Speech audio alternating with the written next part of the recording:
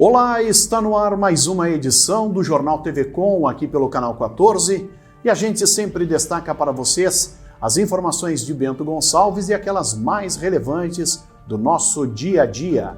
Na edição desta quinta-feira, 15 de julho, você confere: a MESNI estuda retorno de eventos na região a partir da próxima semana. ONG Parceiros Voluntários e Cooperativa Vinícola Aurora se unem em prol da Associação Integrada do Desenvolvimento do Down.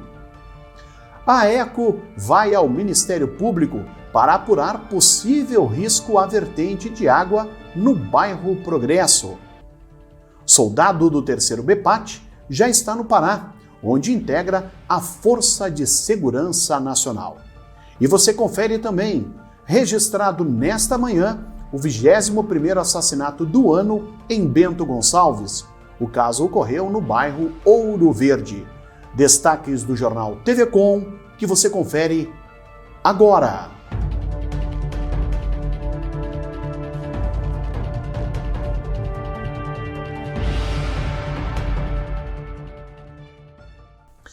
A Associação dos Municípios da Encosta Superior do Nordeste, a MESNI, através do Comitê Técnico Regional, já estuda o retorno dos eventos na região para a próxima semana.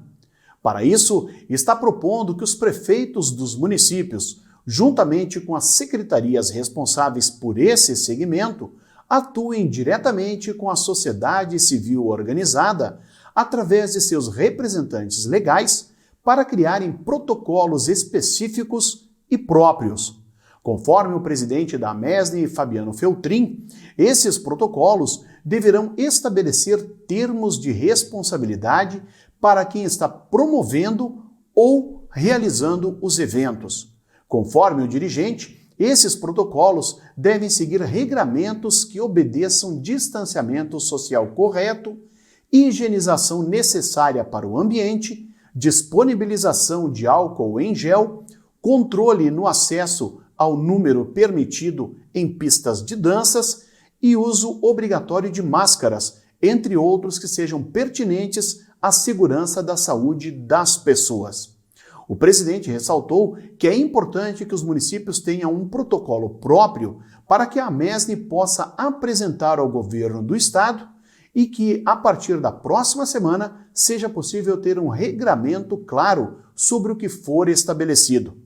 Feltrin ressalta que as pessoas que realizam eventos também deverão ser fiscalizadas pelos órgãos responsáveis.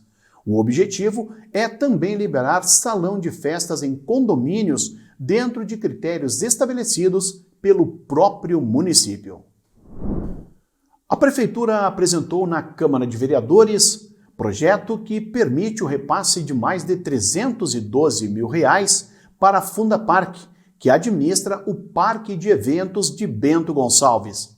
Desde o ano passado, em função da pandemia e da consequente suspensão de eventos, a entidade vem enfrentando dificuldades para a manutenção da estrutura e o pagamento dos funcionários.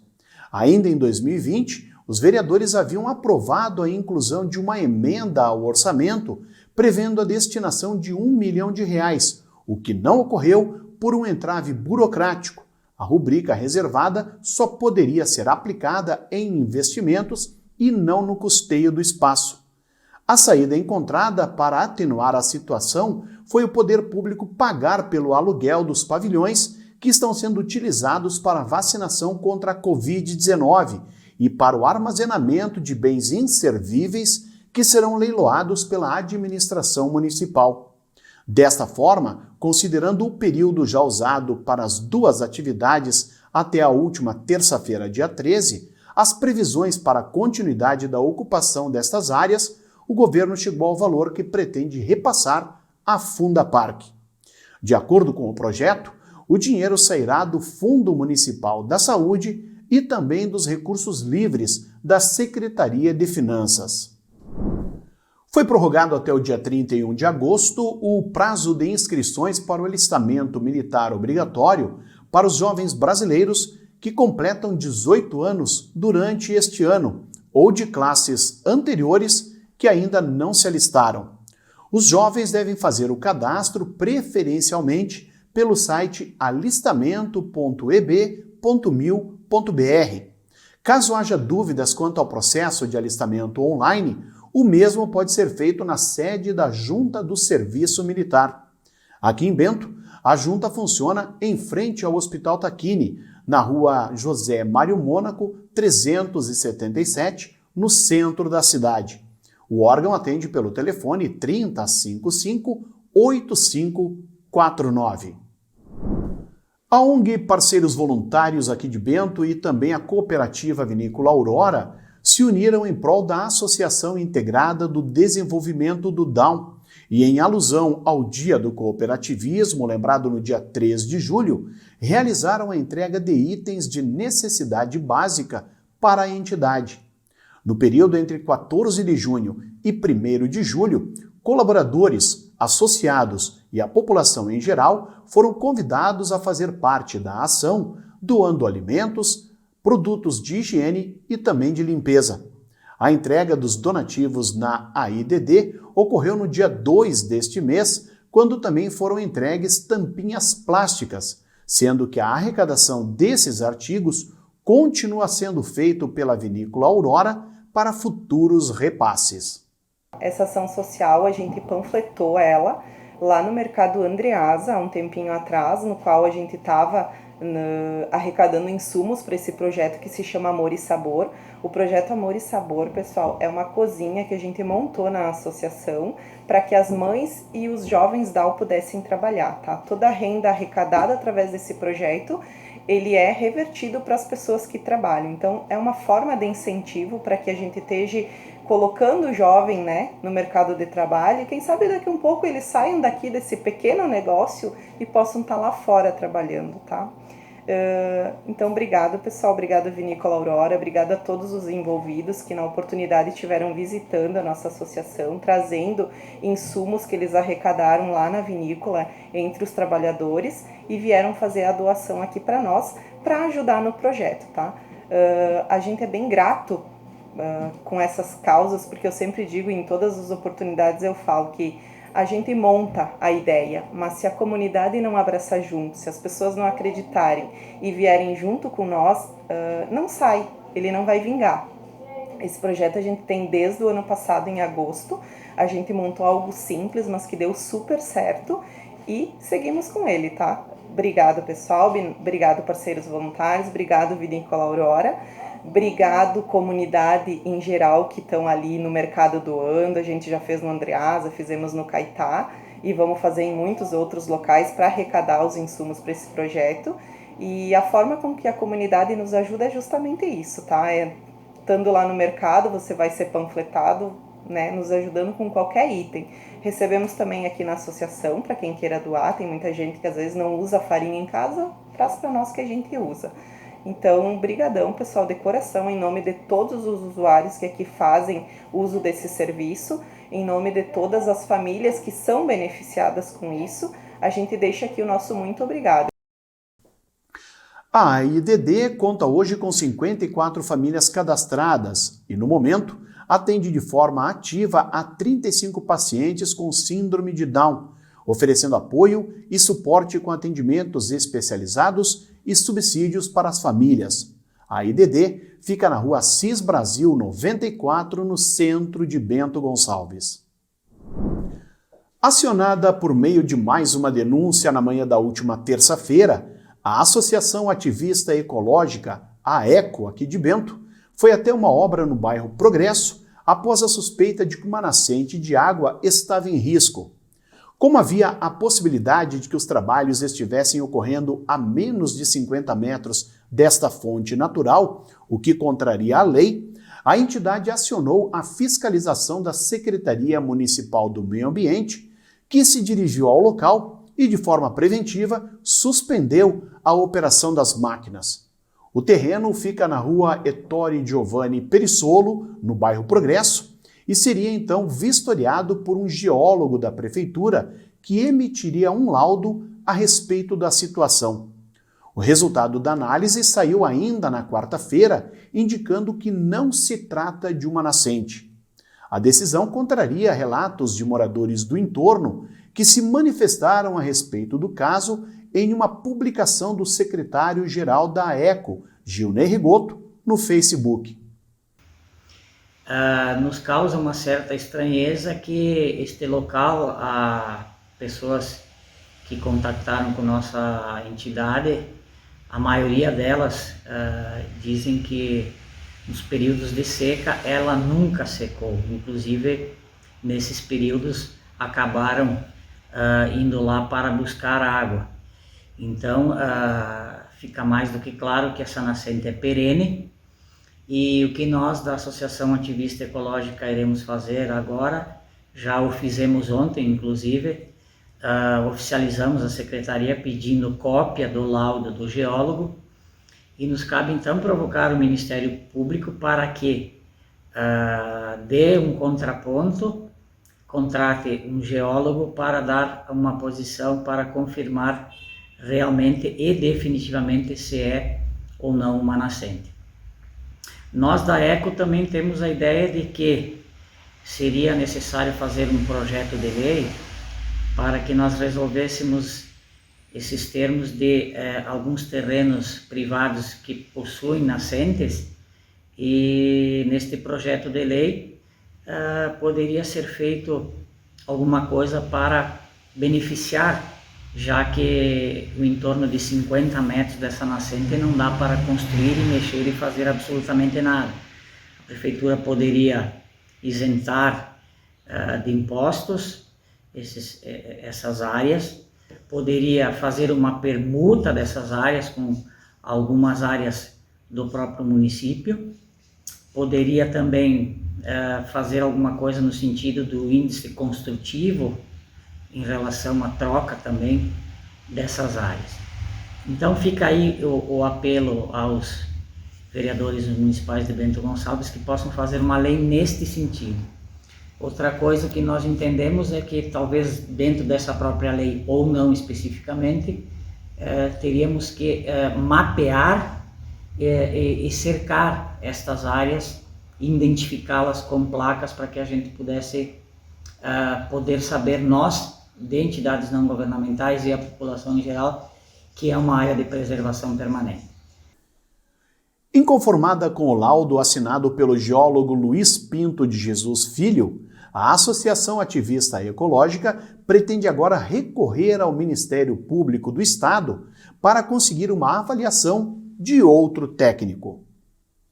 O Jornal TV Com faz um breve intervalo, nós já voltamos com mais informações.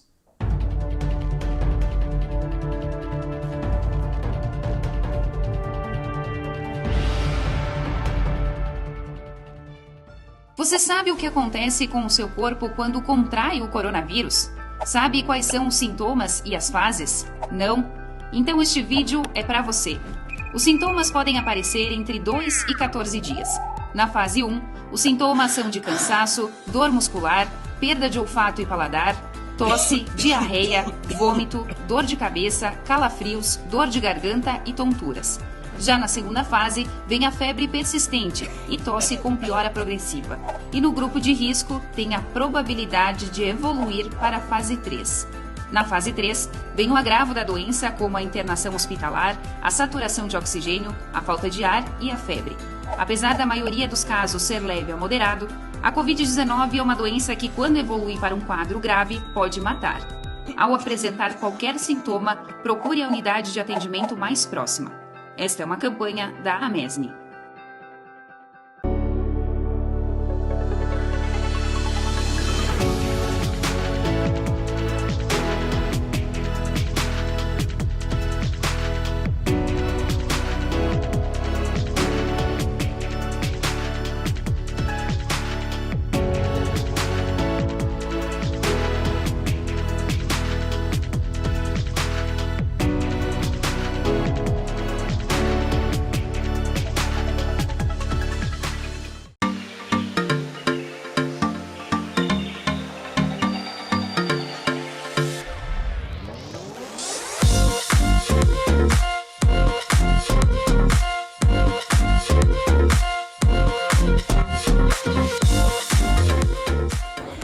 acontece com o mundo do vinho? A gente fala de mundo do vinho e nos remetemos a tempos antigos, tempos passados, né? Remontando uma história maravilhosa.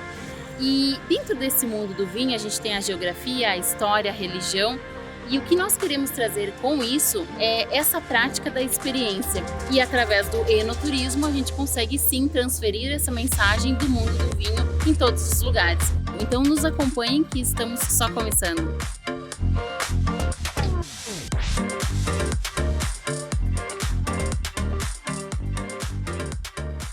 Todo final de tarde você tem um compromisso com a informação. Fique sabendo o que acontece em todo o estado no programa mais dinâmico da TV Gaúcha. Informação em tempo real, vagas de emprego e entrevistas exclusivas sobre cotidiano, política e cultura.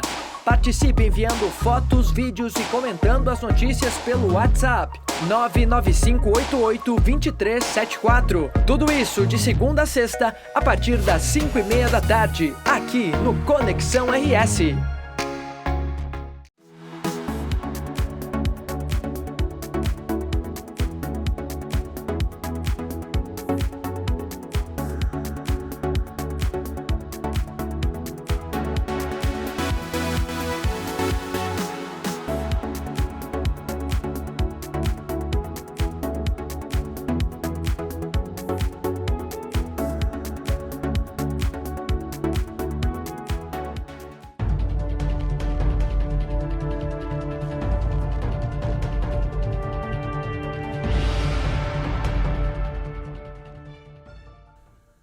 A instabilidade voltou ao estado, trazendo junto a atuação de uma nova frente fria que já começou a derrubar as temperaturas.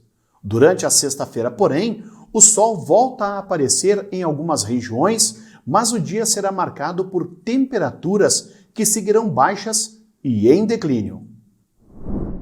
Áreas de instabilidade associadas à passagem de uma frente fria vão manter a condição de chuva em áreas do leste e norte de Minas Gerais e em grande parte do estado do Paraná, onde esta chuva será bastante expressiva. Enquanto isso, no Rio Grande do Sul, o tempo já volta a ficar firme em praticamente todas as áreas do estado gaúcho e a entrada de ar de origem polar vai derrubar as temperaturas ao longo dos próximos dias. Nesta sexta-feira, a máxima não vai passar dos 20 graus em Porto Alegre. Em Florianópolis, o dia começa com 17, a máxima é de 25 graus, e em Curitiba o dia começa frio, a mínima é de 12 e a máxima alcança os 24 graus na capital paranaense. Ao longo desta sexta-feira, a chuva mais expressiva vai ficar concentrada sobre áreas centrais do estado do Paraná e também sobre a faixa leste do estado, incluindo a região metropolitana de Curitiba, com valores que variam de 20 a 24 milímetros acumulados.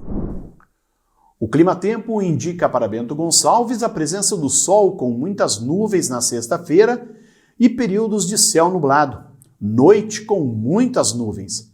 As temperaturas devem variar entre a mínima de 7 e a máxima chegando aos 17 graus. E agora no Jornal TV Com, o comentário de Adroaldo Dalmas.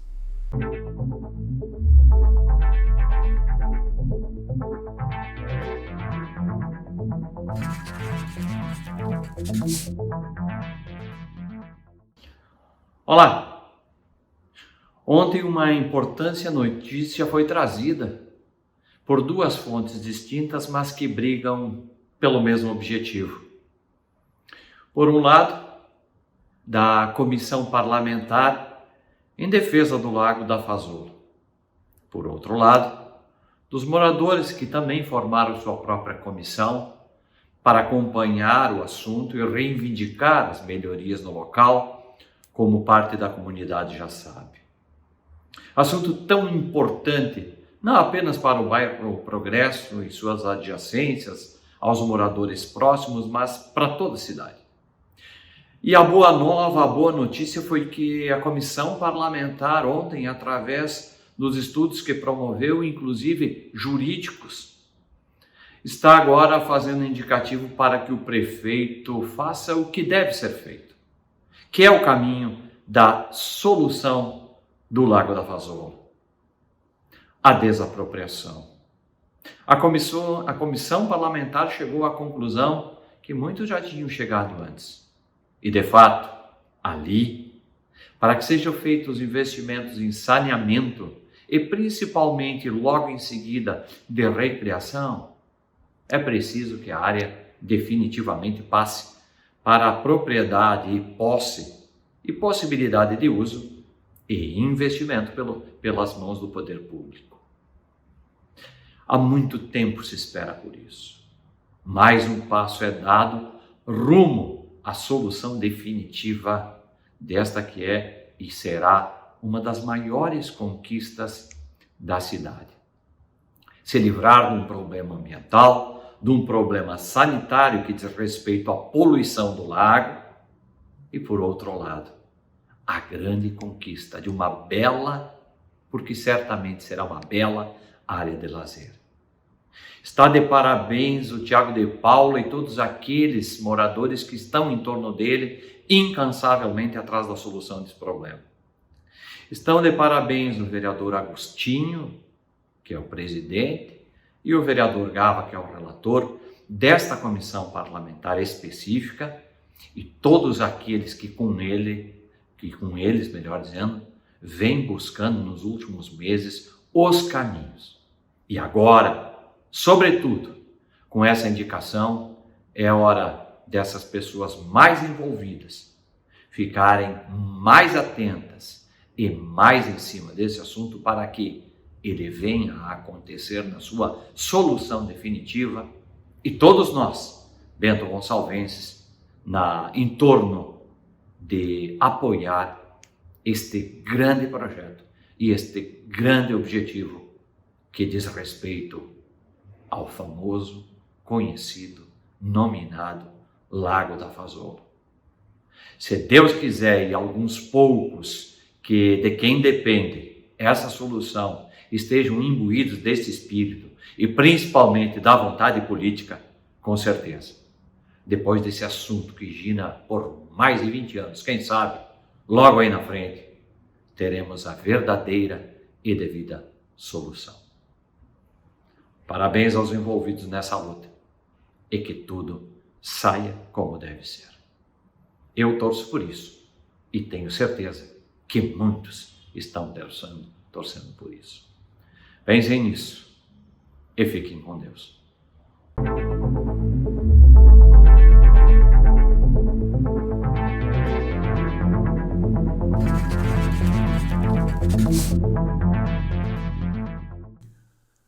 As doações ao Banco de Leite Humano do Hospital Tacchini, que desde o início do mês passaram a ser feitas sem que as mães precisassem sair de casa aqui em Bento, agora também se estendem para outros 48 municípios abrangidos pelo 5º Batalhão de Bombeiros Militares do Rio Grande do Sul.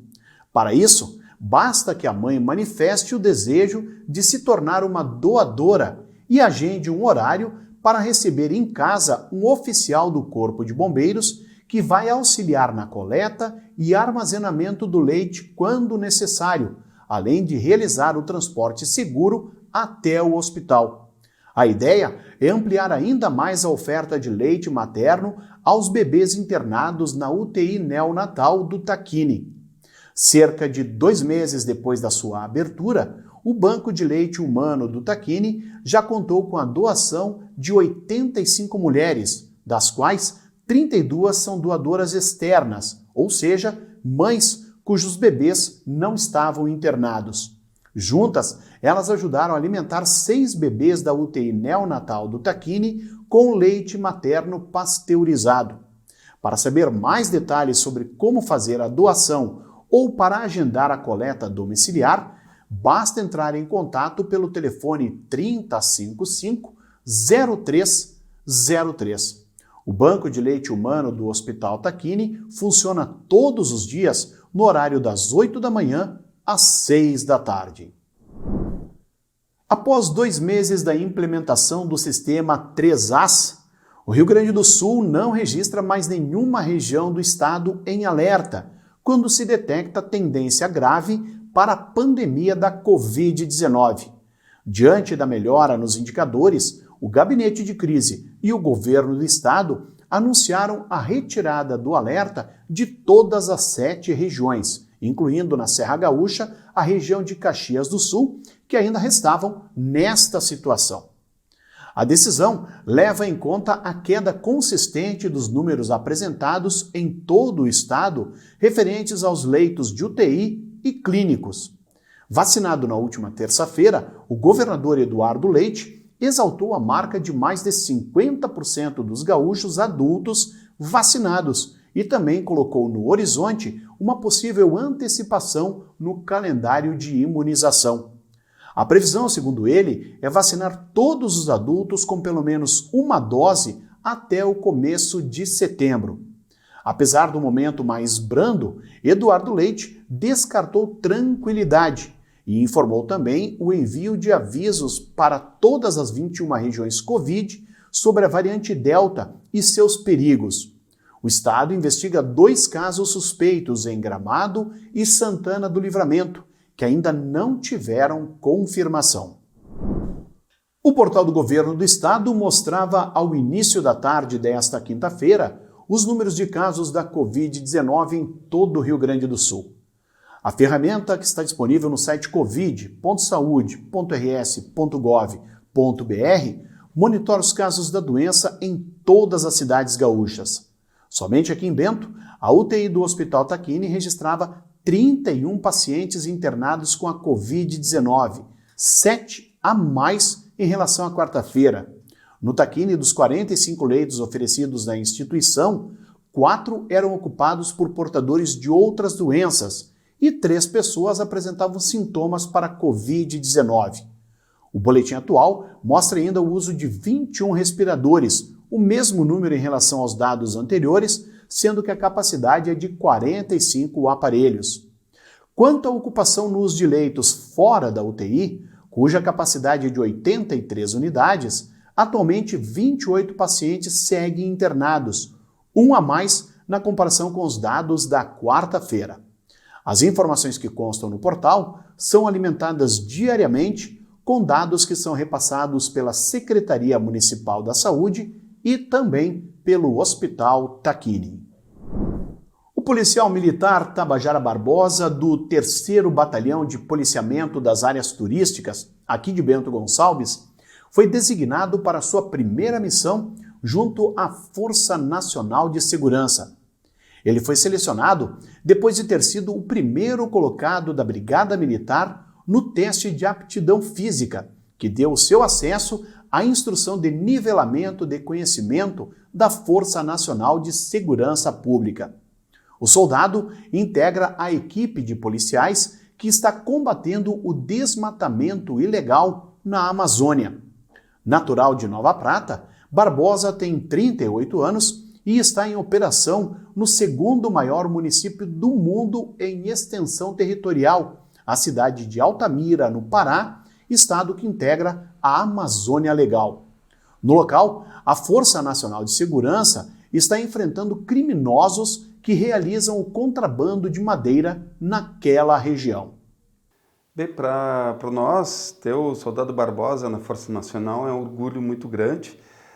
O Barbosa é um profissional dedicado, que ele é técnico e também tem um condicionamento físico muito aprimorado e com certeza vai desempenhar um excelente trabalho. Ele passou agora no curso de formação, ele acabou tendo toda uma fase ali de preparação para atuar na Força Nacional e após o trabalho dele, quando ele for dispensado, esperamos que ele retorne e possa trazer toda essa bagagem de conhecimento técnico para distribuir, para proporcionar que os nossos outros policiais suguem dele essa capacidade aí de compreender como é que se trabalha em tantos pontos do país os outros policiais, né? Para nós é uma grande façanha, né, por parte do soldado Barbosa ter sido escolhido e primeiro colocado na formação, né? Então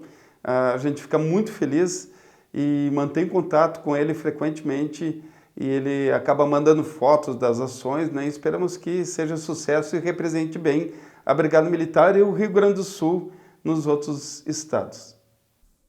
Por 2 vezes, Tabajara conquistou a primeira colocação nos treinamentos, mas o anseio de integrar a Força Nacional de Segurança foi adiado, já que o primeiro curso foi cancelado em decorrência da pandemia. O curso de nivelamento, que ocorreu em Brasília, teve início em maio deste ano e contou com a participação de 177 policiais militares oriundos de 16 estados, sendo 12 aqui do Rio Grande do Sul. Na manhã desta quinta-feira, foi registrado aqui em Bento Gonçalves o 21º homicídio do ano. O caso ocorreu no condomínio Novo Futuro, no bairro Ouro Verde, logo depois das 10 horas da manhã.